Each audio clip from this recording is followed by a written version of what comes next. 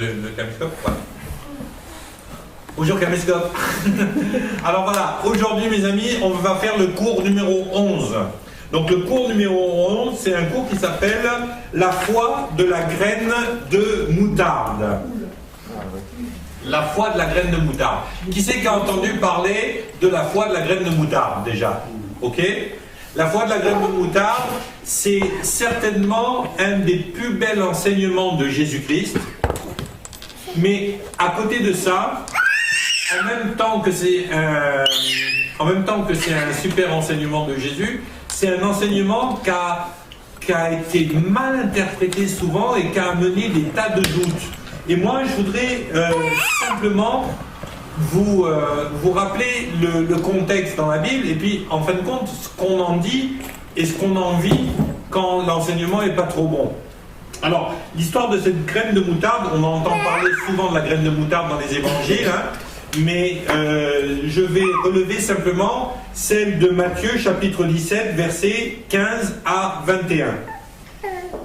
Il est dit « Seigneur, aie pitié de mon fils qui est lunatique et qui souffre cruellement. Il tombe souvent dans le feu et souvent dans l'eau. Je l'ai amené à tes disciples et ils n'ont pas pu le guérir. » Donc là, le contexte, c'est quoi? Eh bien, c'est un papa qui se retrouve confronté à la maladie ou éventuellement à un esprit démoniaque, hein, mais on a vu déjà à plusieurs reprises que maladie et esprit démoniaque, c'est des choses qui vont ensemble. Et il a amené son enfant, il a fait la démarche d'amener son enfant aux disciples de Jésus-Christ. Alors, pour le remettre dans le contexte, ce verset arrive juste après la transfiguration. C'est-à-dire qu'il y a eu la transfiguration, il y a Jésus qui est monté sur la montagne, il est monté avec Pierre, Jacques, Pierre et Jean. Et donc, en redescendant de la montagne, il se retrouve confronté à ce papa qui vient le voir en disant, voilà, mon fils souffre cruellement, je l'ai amené à tes disciples et ils n'ont pas pu le guérir. À ce moment-là, Jésus déclare quelque chose d'assez violent, hein, quand même. Vous savez, nous on imagine toujours Jésus avec des sucreries dans la bouche quand il parle. Ben excusez-moi, mais là on fait une sucrerie. Jésus va leur dire « race incrédule et perverse ». Oh. Race incrédule et perverse, répondit Jésus, jusqu'à quand serai-je avec vous? Jusqu'à quand vous supporterai-je? Ça fait pas très mielleux, hein, comme façon de parler, hein. Le Jésus doux et humble de cœur, tout ça, il est passé où là? Alors, première chose qu'on va voir, c'est que quand on voit l'image d'un Jésus doux et humble de cœur, mais image assez mielleuse, eh bien ça n'a rien à voir avec la vérité de Jésus. Jésus, c'est un homme au plein sens du terme, et quand il a fallu faire un fouet avec des cordes pour balancer les marchands du temple, il n'y est pas allé de main morte, quoi. Moi, j'arrive pas à imaginer Jésus qui est arrivé dans le temple avec son fouet en disant « mais ça on va... » Non, et c'est pas ça. Il a pris un fouet, il les a jetés. Il leur a dit « sortez de là, cette maison sera appelée une maison de prière, vous en avez fait une caverne de brigands. » Et vous croyez que c'était doux et gentil? Non. Moi, je ne pense pas qu'on puisse donner un coup de fouet avec douceur. Quand tu donnes un coup de fouet, ça fait mal, point barre, quoi. Ok? Et là, qu'est-ce qu'il dit à ses disciples? Race incrédule et pervers, répondit Jésus, jusqu'à quand serai-je avec vous? Jusqu'à quand vous supporterai-je? Amenez-le-moi ici. Et parfois, les gens, en lisant ces versets, ils se posent une question, ils se disent, mais est-ce que Jésus, il a pété un câble à ce moment-là? Moi, je ne crois pas, parce que Jésus porte le fruit de l'esprit en permanence, il n'a jamais péché, et je ne pense pas que Jésus ait pété un câble. Jésus a dit quelque chose d'important, et on va y réfléchir ensemble pendant ce cours. Il a dit quelque chose d'important à ses disciples. Il leur a posé une question importante. Je vous rappelle le contexte. À ce moment-là, Jésus était monté où? Sur la montagne. Il était monté avec Pierre, Jacques et Jean. Il est allé à la rencontre de qui sur la montagne? De Moïse et d'Élie. À tel point que Pierre, il s'est dit, tiens, ils font une conférence sous tente, on va organiser ça, allez, tu veux que je te plante une tente? Il serait bien resté sur la montagne là-haut. Hein. Mais ça ne vous rappelle pas une autre histoire? L'histoire de Moïse, qui monte sur la montagne à la rencontre de Dieu, et en bas, les autres qui font n'importe quoi. Et Jésus pose cette question, jusqu'à quand serai-je avec vous? C'est quoi la réponse à cette question? Jusqu'à la fin des temps. Parce que Jésus fait cette promesse dans le même évangile de Matthieu, et voici, je serai avec vous jusqu'à la fin des temps. Ce que les disciples n'avaient pas compris au moment où Jésus est monté sur la montagne, c'est qu'il était quand même présent. Parce qu'il est pleinement Dieu. Et que pour chasser un démon, ils n'avaient pas besoin d'attendre que Jésus redescende de la montagne, mais qu'ils avaient tout à fait l'autorité de le faire, puisque Jésus, à ce moment-là, leur a déjà donné l'autorité de chasser des démons, de guérir les malades et de faire du bien autour d'eux. Amen. Et là, qu'est-ce qu'il leur dit? Vous êtes une race incrédule et perverse. Est-ce que vous croyez vraiment que Jésus a dit aux 9, puisque les 12, il en avait 3 avec lui, il en reste 9 en bas, est-ce que vous croyez que Jésus dit aux 9 qui sont en bas, vous êtes des perverses?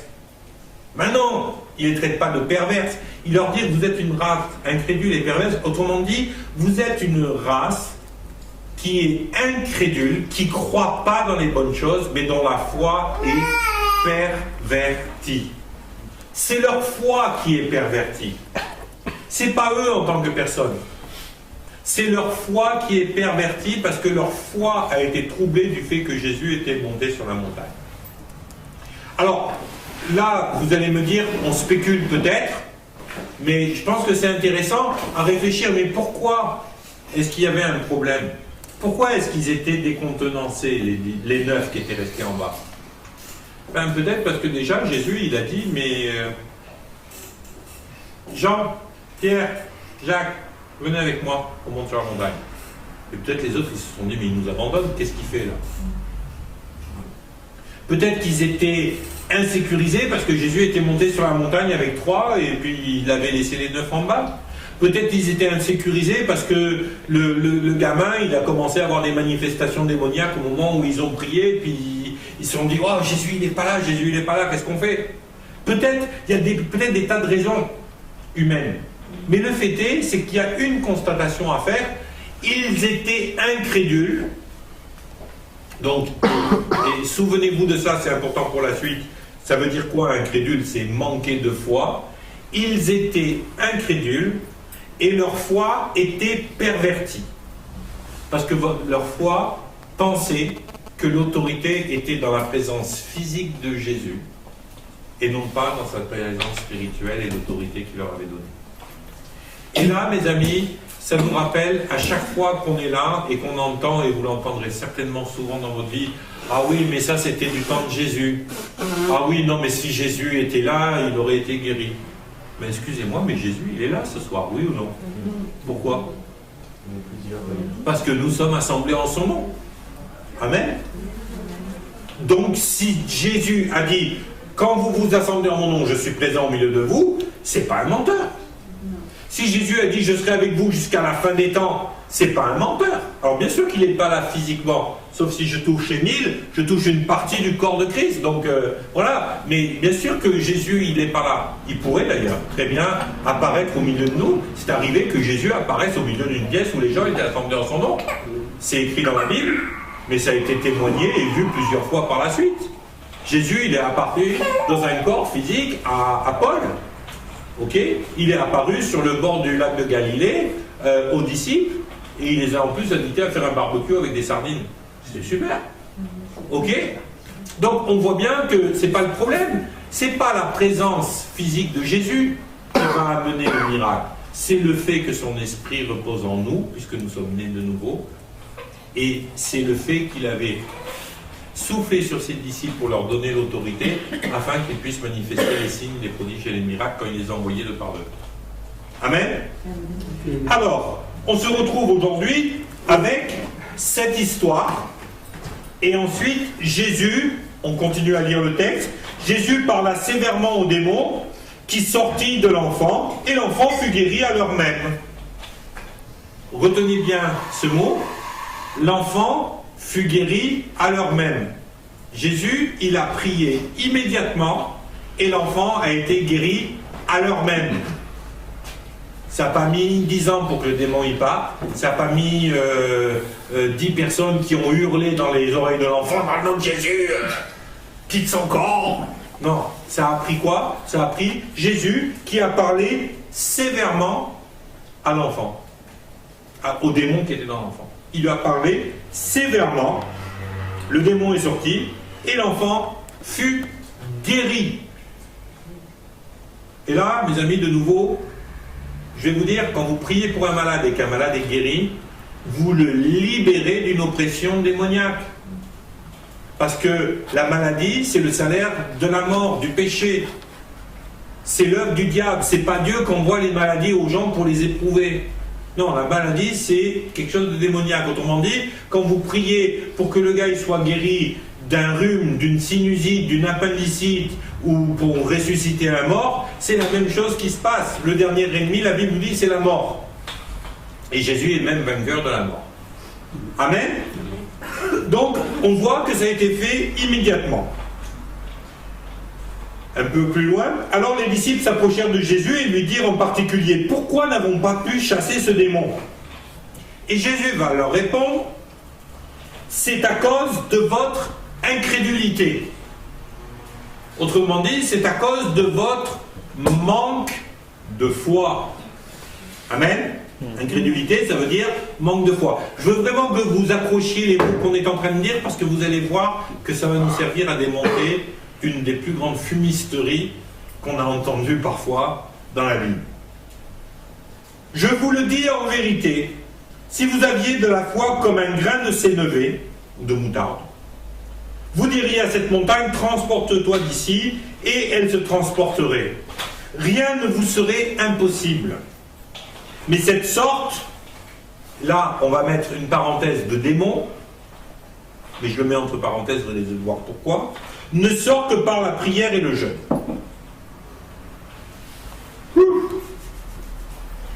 Je me régale.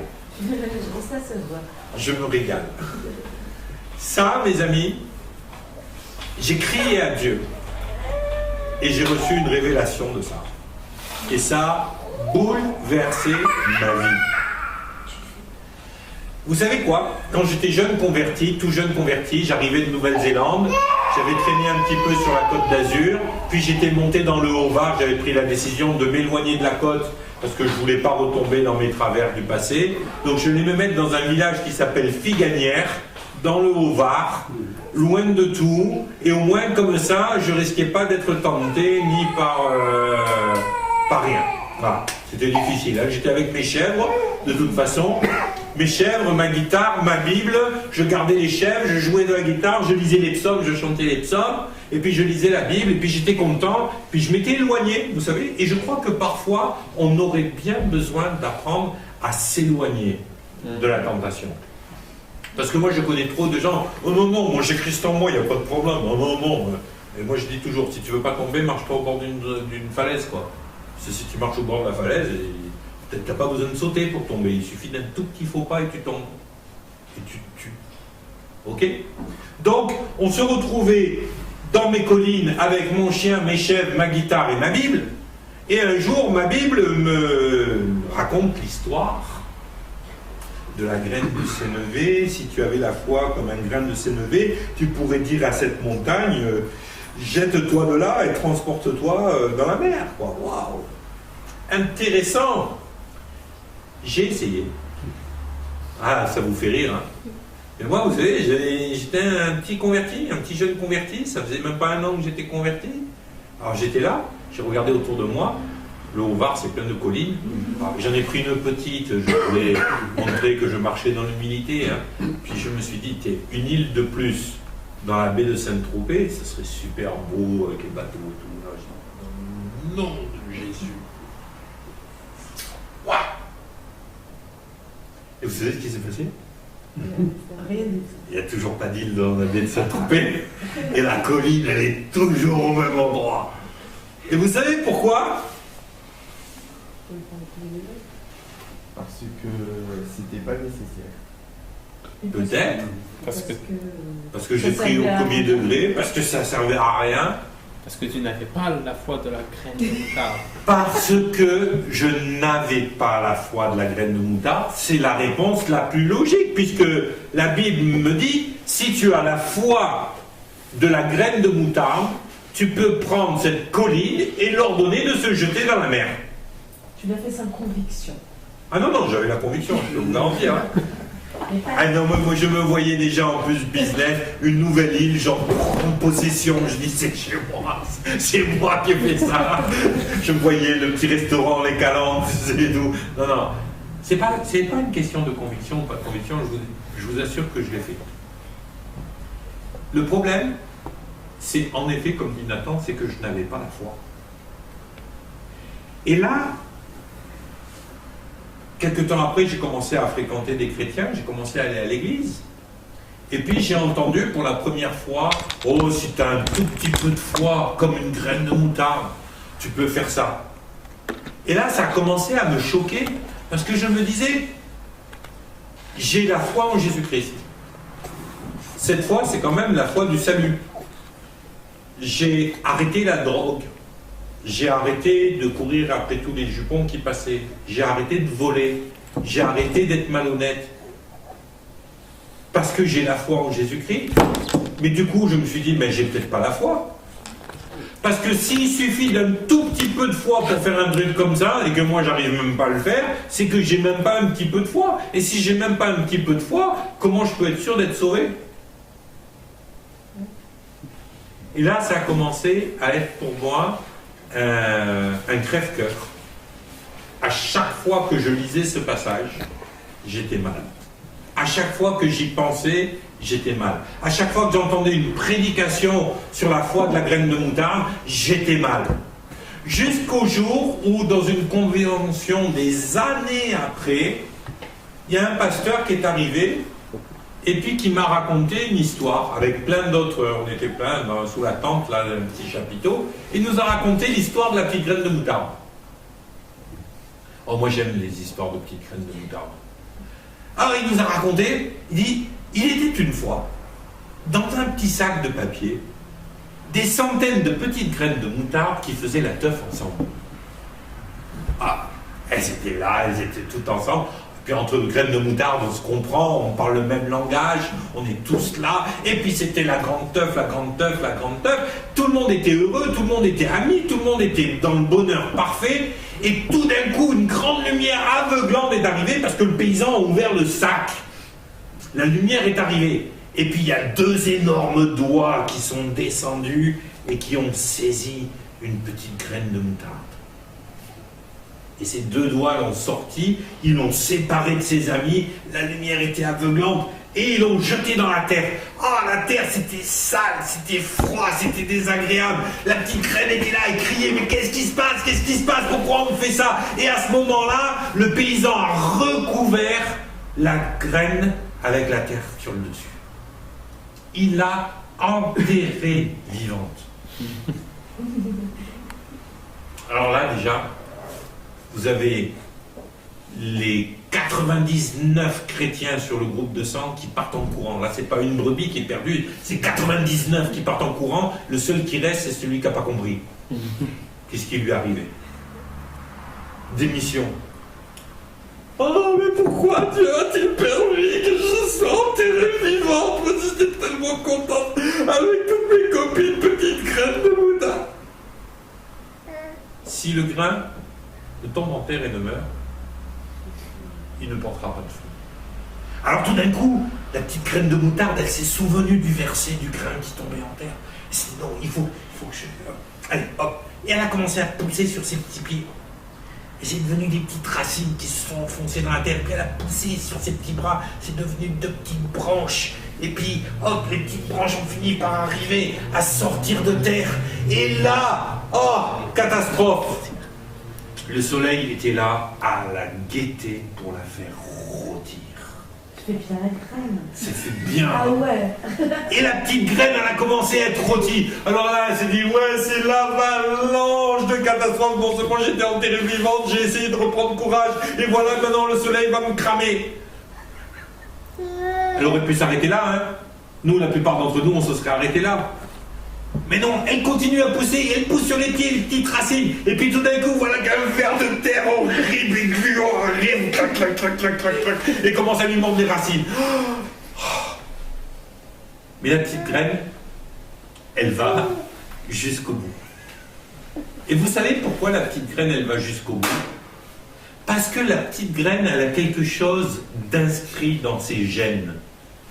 Même si c'est la plus petite semence de tout le potager, elle est appelée à devenir la plus grande de toutes les plantes. Elle devient comme un arbre. Et la Bible dit que les oiseaux vont nicher à l'ombrage de ses feuilles.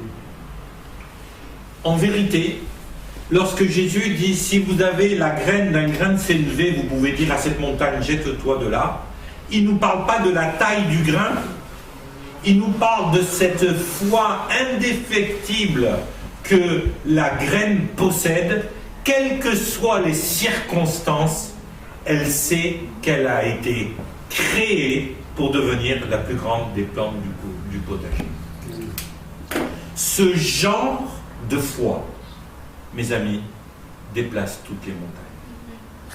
Ce genre de foi déplace toutes les montagnes parce que c'est un type de foi qui ne regarde pas aux circonstances, mais qui regarde à ce pourquoi elle a été créée.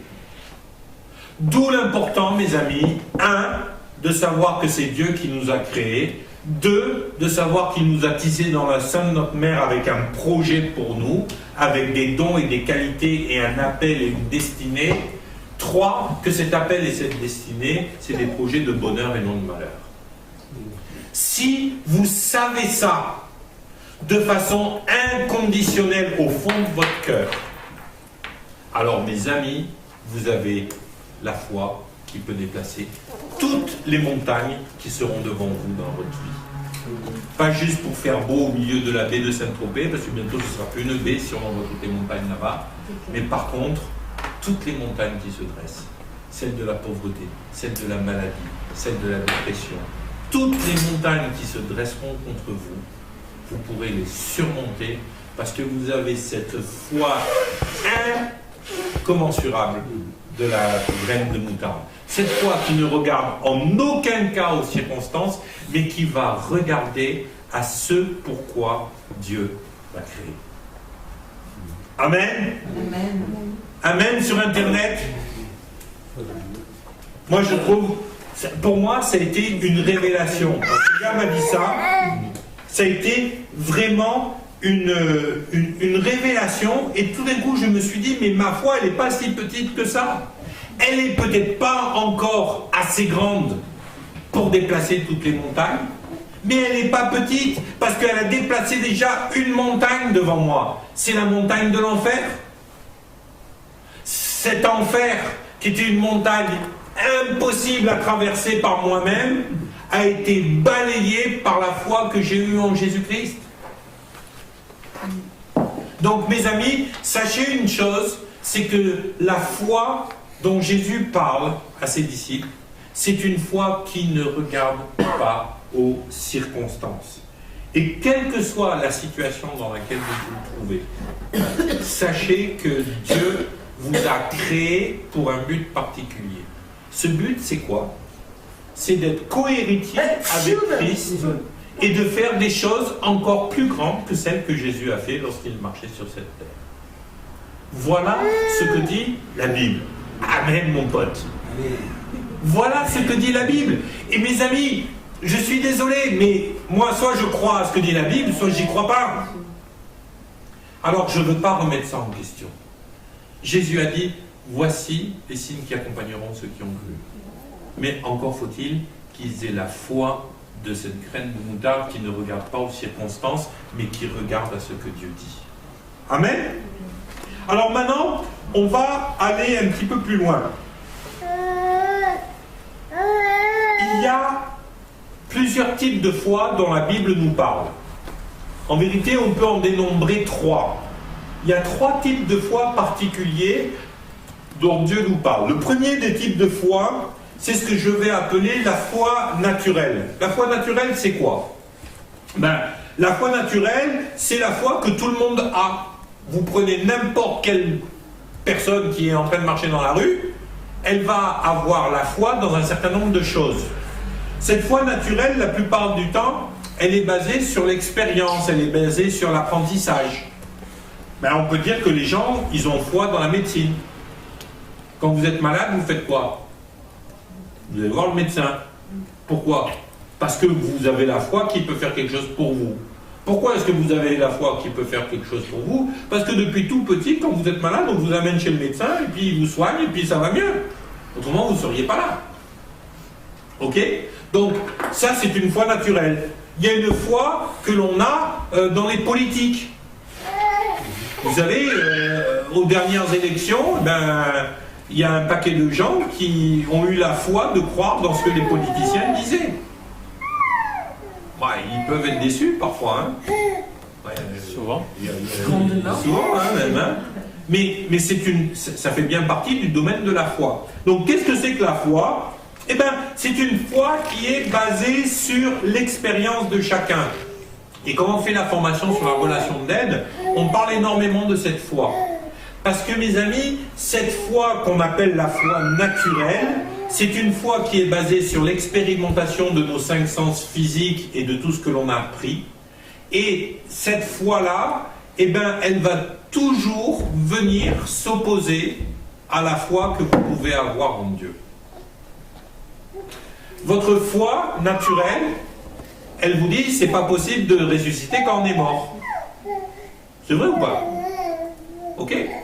On est bien d'accord? C'est pas possible de ressusciter quand on est mort. Vous allez voir un médecin, vous dites, voilà, il y a un gus, il est mort depuis 4 jours, il était mort et enterré depuis 4 jours, il est ressuscité. Le médecin, il va vous dire, venez, je vous fais une ordonnance, Temesta, anxiolytique, et puis en même temps, j'appelle Pierre-Feu, et puis, allô, vous avez de la place? Ok? Voilà. La foi expérimentale, c'est une foi qui est basée sur notre expérience, nos connaissances, nos apprentissages. Est-ce qu'elle est mauvaise en soi? Non. Mais elle va venir s'opposer à Dieu et il faut qu'on le sache. Ma foi expérimentale, elle sait que il suffit que j'appuie sur le bouton là-bas pour que la lumière s'éteigne. Et que si je rappuie sur le même bouton, la lumière va se rallumer. Pourquoi? Parce que je l'ai expérimenté. Maintenant, essayez d'imaginer, vous partez au fin fond de l'Amazonie, vous arrivez dans un village qui vit à l'âge de pierre, où ils n'ont jamais entendu parler de l'électricité, et vous leur dites, vous savez, il suffit d'appuyer sur un bouton pour qu'il y ait de la lumière dans ma maison. Est-ce qu'ils vont vous croire? Non. Ils n'auront pas la foi dans ce que vous allez leur raconter, parce qu'ils ne l'ont pas expérimenté. Donc ce type de foi, c'est une foi qui est importante, parce que c'est ce qui nous permet d'apprendre, c'est ce qui nous permet de comprendre, c'est ce qui nous permet d'être prudent. Moi j'ai la foi que si je traverse la route sans regarder, je risque de passer sous le bus. Du coup, je fais attention quand je traverse la rue. C'est pas quelque chose de mauvais cette foi naturelle, mais c'est quelque chose qui doit avoir sa place. Pas plus, pas moins. Le deuxième, alors, quelques exemples de cette foi, si je mets la main au feu, je sais que je vais me brûler. Maintenant, je ne mets pas forcément la main au feu pour vérifier tous les 5 minutes si ça brûle vraiment ou pas. J'ai la foi que si je mets la main au feu, ça va brûler.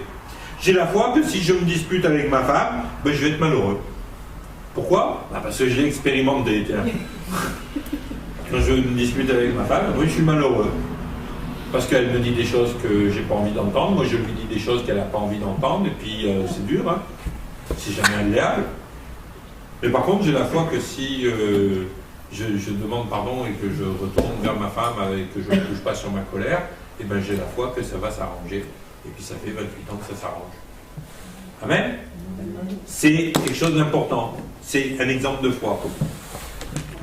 Autre chose au niveau de la foi, là je ne le vérifie pas avec mes sens, mais j'ai la foi qu'il y a de l'oxygène dans cette pièce. Tu le vois l'oxygène, toi? Moi non plus. Qui c'est qui voit l'oxygène? Non. Mais je le prends par la foi. Je le prends par la foi parce qu'on m'a appris, puis que de toute façon, si je suis vivant, je sais que c'est parce qu'il y a de l'oxygène. Donc c'est la foi dans ce que j'ai appris. Ok? Donc ça, c'est la foi naturelle. Dans cette foi, on se retrouve avec des bonnes choses. Et franchement, faites attention quand les gens ils vous disent « Ah non, non, mais ça vient contre Dieu, donc c'est pas bien. » Non, non, elle est censée avoir sa place dans votre vie. Ok? Si vous n'avez pas la foi naturelle qui se met en œuvre, eh ben vous allez être malheureux dans ce monde. Parce qu'il y a plein de choses que vous serez incapable de vivre.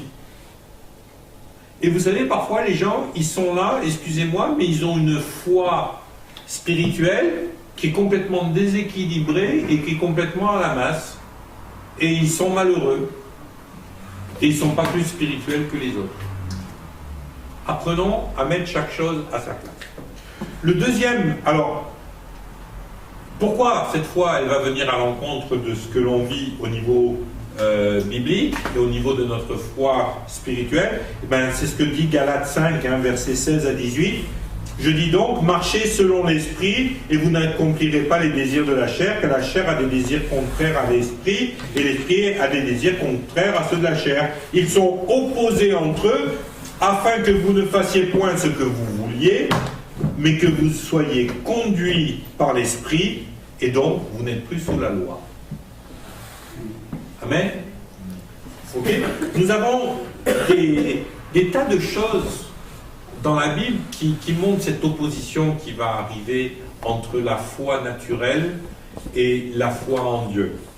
Vous vous souvenez dans l'évangile de Marc, l'histoire de la fille de Jairus. Jairus, qui est un homme qui est responsable dans sa synagogue, c'est un homme qui aime Dieu, qui craint Dieu, et sa fille tombe malade, il envoie les gens, où il part lui-même aller chercher Jésus. Et puis en chemin, Jésus prend son temps parce qu'il y a une femme qui a une perte de sang, il va guérir la femme qui a une perte de sang et tout ça. Et à un moment donné, il y a les amis de Jairus qui arrivent et qui lui disent « Écoute, ne dispose pas le maître plus que ça, ta fille est décédée, c'est foutu. » À votre avis, les amis de Jairus, est-ce qu'ils ont dit ça à Jairus pour lui faire une mauvaise blague? Mais non, c'est ses amis. Qui viendrait dire à un ami ton enfant est mort? C'est pas une blague à faire, hein, non, ils sont sincères. Parce qu'ils regardent la mort de cet enfant avec les yeux de leur expérience et de ce qu'ils ont appris. Ils savent que cet enfant est mort. C'est pas un mensonge. Mais Jésus, il dit quoi à ce moment-là à Jairus? Ne t'inquiète pas, crois seulement. Autrement dit, ne t'inquiète pas, même si la foi naturelle est en train de te prouver que ta fille est morte, ne t'inquiète pas, crois, autrement dit, aie une autre type de foi. Place ta foi dans autre chose. Et là, ça nous amène dans cette deuxième forme de foi, qui est la foi spirituelle. La foi spirituelle, qu'est-ce que c'est? La foi spirituelle, c'est déjà ce qui nous permet d'être sauvés et de vivre. Qu'est-ce que nous dit la Bible dans Hébreux 10? Et le juste vivra par la foi. Le juste vivra par la foi. Si tu es né de nouveau, c'est parce que tu as eu la foi. C'est cette foi spirituelle qui t'a permis de naître de nouveau. C'est elle qui a amené en toi la notion du salut. Et qu'est-ce que c'est le mot salut? C'est assez intéressant parce que le mot salut, en grec, c'est sotéria, et ça signifie être délivré d'un ennemi, être guéri spirituellement et être guéri physiquement. Donc quand Dieu nous parle de salut, il nous parle tout à la fois de guérison physique, de guérison de l'âme et de guérison spirituelle ou de délivrance. Tout ça, c'est un package. Tout ça, c'est un package que Dieu veut nous donner. Et nous, la plupart du temps, on s'est dit, bon, ça y est, on est sauvés, donc ça suffit, on s'en fout. La guérison de l'âme, on s'en fout. La guérison physique, mais non, ça c'est des... Et on s'en fout. Moi, je crois que Dieu nous a donné un salut complet. Moi, je veux tout ce que Dieu il a pour moi. Amen. Et si Dieu veut me guérir physiquement, je veux la guérison physique. Et si Dieu veut guérir mon âme, je veux la guérison de mon âme. Et si Dieu veut me délivrer spirituellement, je veux être délivré spirituellement. Pourquoi? Parce que c'est ce que Dieu veut me donner. Mais ça ne passe que par votre foi spirituelle, pas par votre foi naturelle. Dans Colossiens 2, verset 13, il est dit « Vous qui étiez morts par vos offenses et par l'incirconcision de la chair, il vous a rendus à la vie avec lui, en nous faisant grâce pour toutes nos offenses. » Dieu nous a donné une résurrection spirituelle. Donc, mes amis, vous êtes bien d'accord avec moi, quand vous vous êtes convertis, vous n'avez pas hérité d'un nouveau corps. Non? Vous êtes resté le même. Est-ce que vous êtes devenu amnésique? Non, donc vous avez gardé la même âme. C'est quoi qui est né de nouveau? C'est pas votre corps, c'est pas votre âme, c'est votre esprit qui est né de nouveau. Et cet esprit qui est né de nouveau, il est capable d'accéder à ce qu'on appelle la foi spirituelle et à la mettre en place. Par contre, votre esprit qui est né de nouveau, eh ben, il se trouve qu'il a des désirs qui sont contraires à ceux de la chair. Et il a une façon d'aborder le monde qui est contraire à ceux de la chair. Quand la chair, elle est malade et qu'elle vous dit va vite voir le médecin, l'esprit il dit non, viens, on commence par prier. Et moi je vais vous dire une chose, vous savez pourquoi on voit si peu de miracles en Europe, comparé à l'Afrique, comparé à Madagascar, comparé aux pays du tiers-monde? Parce qu'on court chez le médecin ou dans la pharmacie dès qu'on a un problème. On n'a pas le réflexe de prier. On n'a pas le réflexe de prier. Et pourtant, si on avait ce réflexe, eh ben on aurait beaucoup moins besoin des médecins. Mais la plupart du temps, face à la souffrance, face à la maladie, face à un problème comme ça, notre première réaction, c'est médecin. Ben moi, je peux vous garantir qu'à Madagascar, les gens qui sont en bouffe voient 10 fois plus de miracles que nous dans les réunions et puis dans l'église. Pourquoi? Pas parce qu'ils sont plus spirituels et parce qu'ils n'ont pas l'accès aux médecins et aux médicaments. Donc la plupart du temps, tu es malade, tu pries. Hein. Parce que si tu pries pas, tu meurs. Et ils ont bâti une foi sur d'autres expériences que les nôtres. Nous, on a pris l'habitude d'expérimenter la guérison à travers le médecin et à travers les médicaments, qui n'ont rien de mal, hein. Attention, c'est bien d'aller chez le médecin, je dis, ne me faites pas dire le contraire, hein. Mais par contre, veillez à ce que votre premier réflexe, ça soit toujours la prière. Et vous allez voir que vous allez avoir beaucoup moins besoin d'aller chez le médecin. Vous allez avoir beaucoup moins besoin d'aller chez le médecin. Moi, je sais que j'ai été guéri du dos. J'avais un problème de sciatique, mais terrible, parce que ma colonne vertébrale était comme ça. On se foutait de ma gueule quand j'étais gamin. On disait, ouais, toi, t'as pas attendu la clinique, t'es né dans un virage. En y allant. Parce que j'étais tout tordu. Et cette scoliose me donnait des sciatiques terribles, mais c'était... Je ne pouvais pas faire plus de 20 km en voiture sans que ma cuisse, elle devienne, ma jambe droite, comme du béton, quoi, hein. C'était terrible, c'était tétanisé, j'avais mal, ça me brûlait du talon jusqu'au milieu du dos, c'était vraiment le truc terrible.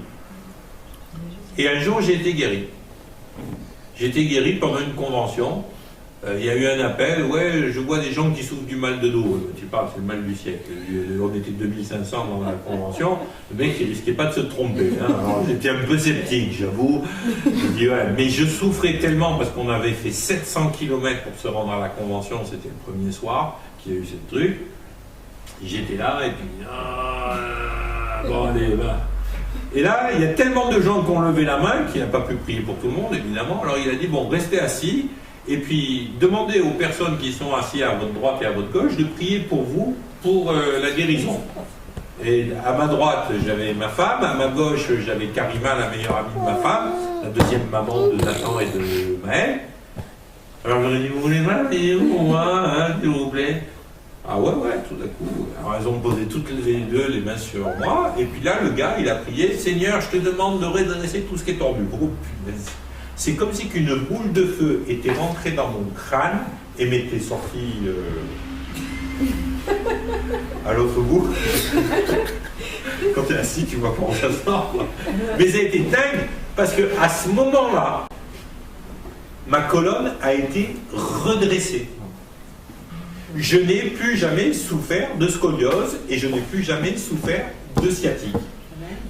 2 mois après, je pars chez un médecin pour faire une visite médicale sportive. Et puis le médecin me regarde et dit « Oh pétard, votre dos !» Je dis « Ah ouais, je sais, il est tout tordu. » Il dit « Non, vous rigolez ou quoi ?» Vous savez, tout le monde a un peu de scoliose parce que on est soit droitier, soit gaucher. Donc comme on a un côté qui est plus musclé que l'autre, à part si vous êtes ambidextre, généralement, tout le monde a une petite torsion. Mais c'est pas grave. Mais vous, votre colonne, elle est droite comme tirée au cordeau. La gloire de Dieu. 1 an après, on monte en voiture. J'avais plus mal, hein. On monte en voiture et au bout de 20 km, alors, vous savez, j'avais tellement mal que j'avais des anti-inflammatoires dans le vide-poche de la voiture. Pour quand j'avais mal, en roulant. Et on fait 20 km, je ne sais plus où on allait, je crois qu'on allait à Noël chez mes beaux-parents, un truc comme ça. Et là, oh, la douleur. Premier réflexe, ça a été quoi? Oh, les anti-inflammatoires. Et tout d'un coup, je me suis dit, mais t'es stupide, t'es guéri. J'ai dit non. Seigneur, c'est pas possible, tu m'as guéri, tu fais pas des guérisons pour 1 an. Soit tu fais des guérisons, soit tu n'en fais pas. La fille, le médecin, il a dit que j'avais le dos droit comme un i. Je refuse. J'ai commencé à louer Dieu pour la guérison que j'avais eue. Et à chaque fois qu'il y a eu une petite pointe de douleur de sciatique qui se promenait, qui venait vers moi, je loue Dieu pour la guérison. Et bien je vais vous dire, je n'ai plus jamais souffert de sciatique. Pourquoi ça arrive? C'est le diable qui essaye de te faire croire. Voilà. Mais par contre, là, à mon avis, si tu commences à te dire « Ah ouais, non, mais je vais prendre les antibiotiques ou les anti-inflammatoires quand même », eh ben t'es bon, t'es... La foi naturelle. Voilà. La foi naturelle qui s'oppose à la foi spirituelle. Ok? Et puis, il y a un troisième type de foi. C'est le don de foi. Et ça, c'est ce qu'on a vu dans les dons de l'esprit. Et le don de foi, mes amis, c'est quelque chose que Dieu va vous donner quand le diable vous a piégé dans un truc où votre foi spirituelle normale ne suffit pas. Et là, Dieu va vous donner un don de foi et tout d'un coup, vous ne savez pas pourquoi. La situation est catastrophique, vous pourriez péter un câble, vous pourriez être dans un souci terrible, et tout d'un coup, il y a une paix qui descend sur vous, vous savez que Dieu a tout en contrôle. Amen. Et ça, mes amis, c'est un don de foi. Maintenant, beaucoup de chrétiens vivent un gros problème. Pourquoi? Eh bien, ils vivent un gros problème parce que, sous prétexte du don de foi, qu'ils ont expérimenté avec leur foi naturelle, ils ont expérimenté le don de foi, du style, vous êtes jeune converti, vous êtes là, vous ne savez pas, et puis tout d'un coup, oh Seigneur, donne-moi un poulet rôti, et puis voilà, le poulet il tombe dans l'assiette, tout rôti, tout chaud, merveilleux, et alors tu te dis, ouais, ça marche. Et puis après, tu es là, Seigneur, donne-moi le poulet rôti, et puis Dieu il te dit, lève-toi, va travailler.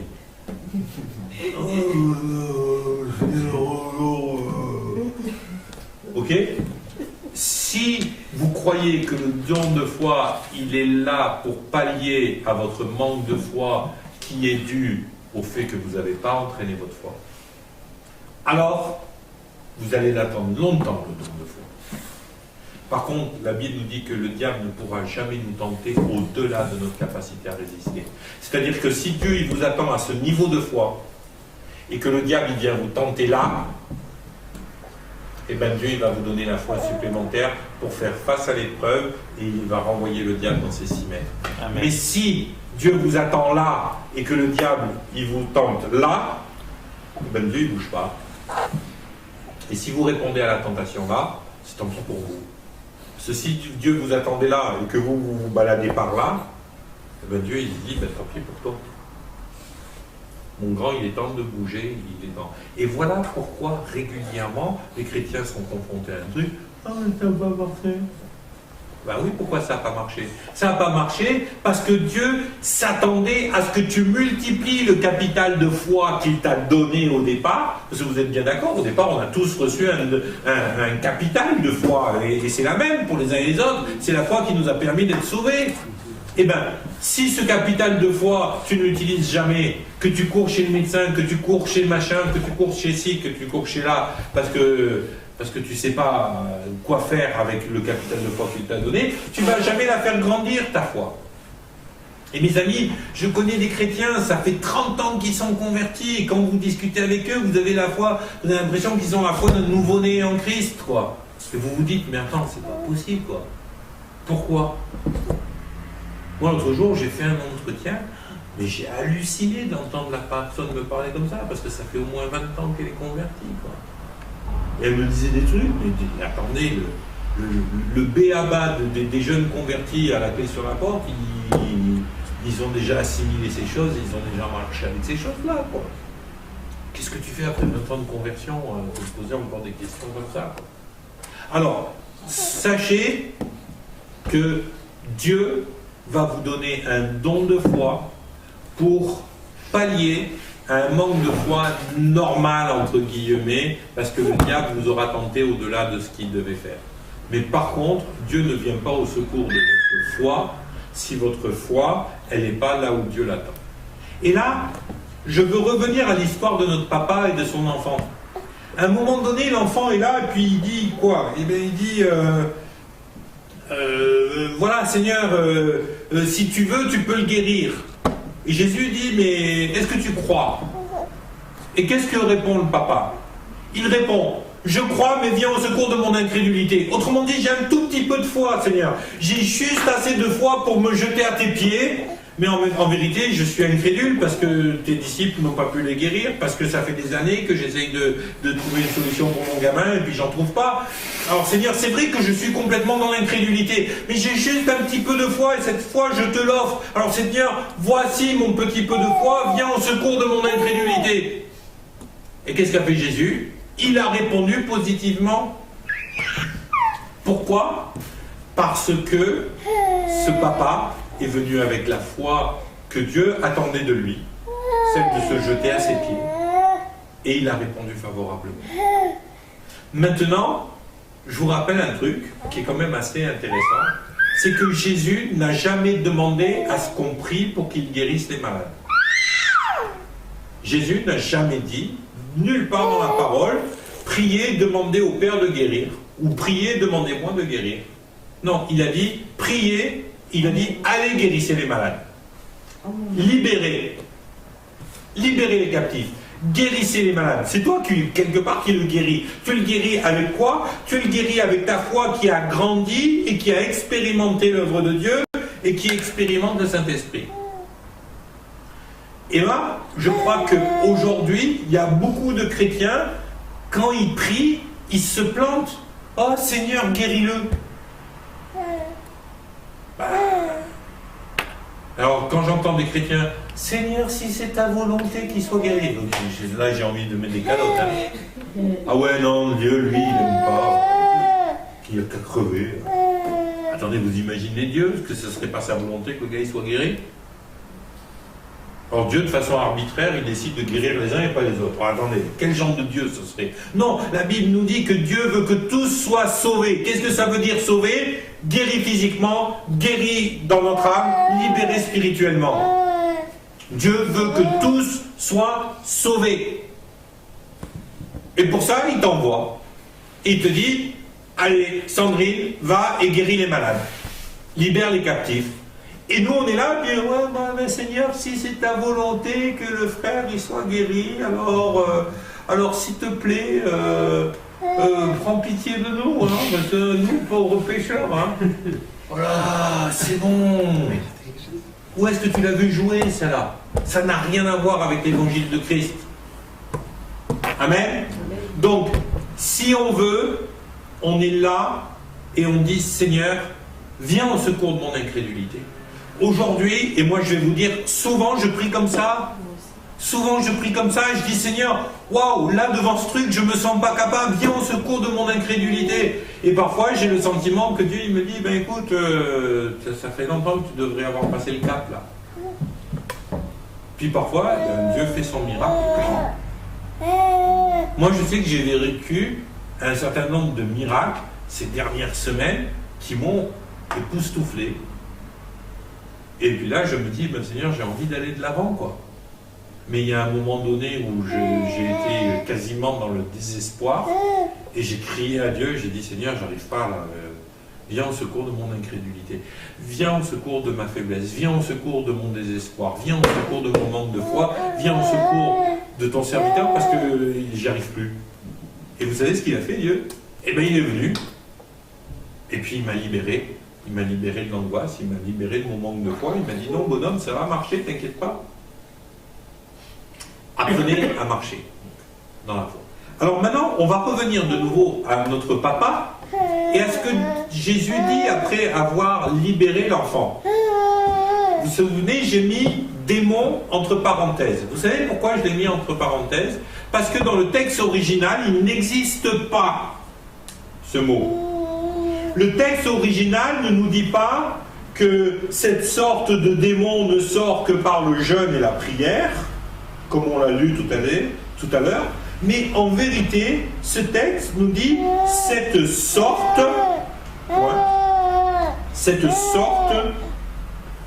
ne sort que par la prière et par le jeûne. Et nous, quand Louis II il a traduit ses Bibles, donc dans les premières versions de la Louis II, vous allez lire cette sorte de démon. Quand vous lisez aujourd'hui une Louis II 21 ou un texte nouveau, vous allez voir qu'il est écrit soit entre parenthèses et vous avez un petit astérique qui dit le mot démon n'est pas dans le texte original, donc ils l'ont mis pour respecter la traduction Louis II, soit il n'est même pas écrit. Mais en vérité, si vous analysez cette phrase, il n'est pas question du démon. Pourquoi ? Vous vous souvenez ce qu'on a dit tout à l'heure? Aussitôt, Jésus parla sévèrement au démon, qui sortit de lui, et l'enfant fut guéri à l'heure même. Immédiatement. Aussitôt. Il y a un problème là. Est-ce que Jésus, il est parti jeûner et prier pour que le démon y sorte? Ah ouais, non, mais c'est parce que Jésus, il avait un truc. Hein. Mais vous avez vu ça? Est-ce que le démon il est sorti immédiatement ou pas? Oui. Alors est-ce que Jésus, quand il déclare plus loin, mais cette sorte de démon ne sort que, c'est-à-dire la phrase, ne sort que, il faut absolument que, est-ce que cette sorte de démon ne sort que par le jeûne et la prière? C'est un non-sens, vous êtes d'accord avec moi? Puisque Jésus nous prouve qu'il est sorti immédiatement. Est-ce que Jésus est plus fort que nous et qu'il peut faire des choses que nous on ne pourrait pas faire? Ben non, puisqu'il dit qu'on ferait des choses encore plus grandes que celles que lui a fait. Donc, mes amis, utilisons notre intelligence pour comprendre que ça ne peut pas être cette sorte de démon qui sort. Alors, qu'est-ce qui peut sortir que par le jeûne et la prière, à votre avis? La foi. La foi, amen. Fier de toi, mon fils. Écoutez-le, celui-ci est mon fils en qui j'ai mis toute mon affection. C'est la foi qui ne vient que par le jeûne et la prière. Et Jésus nous explique quoi? Il nous dit, si vous aviez la foi de cette graine de moutarde, qui croit quelles que soient les circonstances, une foi qui ne regarde pas aux circonstances, mais une foi qui regarde ce à quoi Dieu l'appelle, si vous aviez la foi de cette graine de moutarde, alors vous diriez à cette montagne, jette-toi dans la mer, et elle le ferait. Vous pourriez dire à ce démon, va-t'en et quitte cet enfant. Et il le ferait. Vous pouvez dire au paralytique, lève-toi et marche, et il le ferait. Vous pouvez dire au mort qui est enterré depuis 4 jours, sors du tombeau et vis. Et il le ferait. Mais Jésus nous prévient, cette sorte de foi ne vient que à travers le jeûne et la prière. À quoi il est fait allusion quand il nous est parlé du jeûne et de la prière? 1. Quel est le but de la prière? Le but de la prière, c'est pas faire notre liste de supermarchés. Alors Seigneur, pour cette semaine, on aurait besoin de 2 résurrections, d'un paralytique, là bon, il est sorti, mais c'est pas encore ça. Et puis il y a 3 ou 4 rhumes, s'il te plaît. C'est pas une liste de supermarchés, la prière. La prière, c'est une relation intime avec Dieu. Deuxième chose, le jeûne. Le but du jeûne, c'est quoi? Moi, parfois, j'entends des gens qui me disent « Oh, moi, je vais jeûner jusqu'à ce que Dieu me donne une voiture. » Eh bien, tu risques de mourir de faim. Parce que le but, c'est pas de jeûner jusqu'à ce que Dieu t'ait donné une voiture. C'est pas une grève de la faim que tu fais. Vous vous souvenez, ces pharisiens qu'on dit « On va jeûner, on va pas manger, on va pas boire jusqu'à ce que Paul meure. » Il est mort des années après, Paul. Ben, s'ils n'ont pas bu et mangé pendant des années, ils sont morts avant Paul. Hein. Vous savez quoi? Le problème, c'est qu'il y a des tas de chrétiens qui prient et qui jeûnent, mais leur jeûne ressemble plus à une grève de la faim qu'à autre chose. Alors le jeûne, c'est pas de la grève de la faim. C'est pas Seigneur, je vais te faire plier à ma volonté en jeûnant. Mais le but du jeûne, c'est quoi? Eh bien, quand vous jeûnez, qu'est-ce qui se passe? Il se passe quoi quand vous jeûnez? Qui c'est qui a déjà jeûné ici? Levez la main. Quand vous avez jeûné, la première chose qui s'est passée, c'est quoi? J'ai eu faim. Amen. Mais c'est la réponse que je veux. Arrêtons d'être si spirituels. Oh, moi quand je jeûne, c'est facile. C'est que je jeûne pas vraiment. Le but du jeûne, c'est en effet d'avoir faim. Pourquoi? Parce que quand vous faites ça, vous maîtrisez votre chair. Maintenant, qui c'est qui a déjà expérimenté le fait, je décide de jeûner, je commence à avoir faim à 10h du matin, alors que d'habitude, je ne déjeune pas avant midi et demi. Pourquoi? Là, c'est au niveau de l'âme que ça se passe, c'est-à-dire vos pensées, vos réflexions et tout ça. Le but du jeûne, c'est d'abaisser votre chair, c'est-à-dire le corps et l'âme, afin de les soumettre à l'Esprit de Dieu, qui est en connexion avec votre esprit. Autrement dit, qu'est-ce que nous dit Jésus à travers ce verset? Il nous dit, quand vous allez jeûner, vous allez brider votre foi naturelle. Vous allez brider votre foi naturelle et parallèlement vous priez, donc vous êtes en relation avec Dieu. Et votre esprit grandit. Et quand votre esprit grandit et que votre foi naturelle est abaissée, et bien votre foi spirituelle grandit. Amen. Le but du jeûne et de la prière, c'est pas de faire plier Dieu, c'est de faire plier votre corps et votre âme afin que votre foi naturelle soit bridée et que votre foi spirituelle grandisse pour pouvoir dire à cette montagne, Amen. Amen. Donc ça, c'est comme ça que Jésus nous dit, si vous voulez chasser les démons, si vous voulez déplacer les montagnes, il va falloir que votre foi spirituelle prenne le pas sur votre foi naturelle, afin de pouvoir dire à l'esprit méchant qui torture cet enfant, sors de là, et afin de pouvoir lui parler sévèrement. Je vais vous dire, parler sévèrement, ça ne veut pas dire hurler dans les oreilles du gars, ça ne veut pas lui dire le baigner dans de l'huile d'olive, histoire qu'il y ait une onction d'huile. Ça ne veut rien dire de tout ça. Tout ça, c'est de la foutaise. Excusez-moi, moi, les exorcistes à 2 balles, là, qui vous font des machins comme ça, eh ben, c'est de la foutaise. Et moi, c'est des gens, ils me font peur. Par contre, je crois à la délivrance. Mais elle ne se fait pas comme ça. Je crois à la délivrance, et je crois que la délivrance, c'est quelque chose qu'on devrait pratiquer beaucoup plus dans nos églises, parce qu'à force de croire que la délivrance, ça ne sert à rien, eh ben on voit des gens qui passent toute leur vie empêtrés dans les mêmes problèmes, et qui n'avancent jamais, et qui souffrent. Mais excusez-moi, l'exorcisme 4 ou 5 ou 12 des séries télévisées, c'est du folklore, et ça n'a rien à voir avec ce que Dieu fait.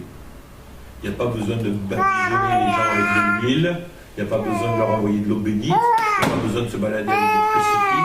il y a besoin de brider notre foi naturelle et de faire en sorte que notre foi spirituelle soit à la hauteur de ce que Dieu attend de nous, et de dire à l'esprit méchant, ça suffit de faire. Maintenant tu te casses, cette fille c'est une fille de Dieu, cet homme c'est un homme de Dieu, tu les libères parce que Dieu a donné sa vie pour eux. Et tu n'as plus aucune autorité légale. Toute autorité a été donnée à Christ, et aujourd'hui, en tant qu'enfant de Christ, en tant que frère de Christ, en tant que co-héritier de l'autorité de Christ, je t'ordonne de partir. Et bien je vais vous dire, moi j'ai vu des délivrances là, il n'y a pas longtemps, à l'île de la Réunion pendant le séminaire, mais j'ai pas eu de gens qui se sont mis à hurler, à sauter, à baver, et pourtant c'était des gens qui étaient en plein dans l'occultisme. Et alors, comme ça, hein.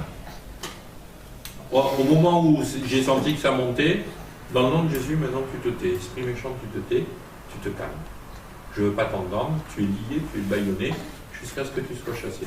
Et là, j'ai parlé à la personne, je dis, est-ce que tu renonces à la sorcellerie? Oui, je renonce à la sorcellerie. Est-ce que tu renonces à ça? Oui, je renonce à ça. Est-ce que tu crois que Dieu est vraiment plus fort que toutes ces choses-là? Oui. Tu t'engages devant Dieu à ne plus recommencer? Oui. Alors toi, esprit méchant, dans le nom de Jésus, tu t'en vas. Et la personne est tombée à terre, elle s'est relevée 3 minutes après, il n'y a pas eu de scandale, il n'y a pas eu de gens qui ont hurlé, il n'y a pas eu de trucs comme ça. Et je vais vous dire, j'ai que des bonnes nouvelles. C'est comme ça que Dieu agit. C'est comme ça que Dieu agit. Alors arrêtons le folklore et rentrons dans la vraie autorité que Christ nous a donnée. Amen. Voilà les amis. C'est un de mes cours préférés. Ça se voit peut-être. J'ai une banane comme ça. Mais c'est vraiment un de mes cours préférés. Il sera en ligne dans 5 minutes. J'ai mis le cours numéro 10 en ligne tout à l'heure sur le... comment ça s'appelle la Dropbox. Donc je vais mettre celui-ci en ligne maintenant. Comme ça, ce sera fait.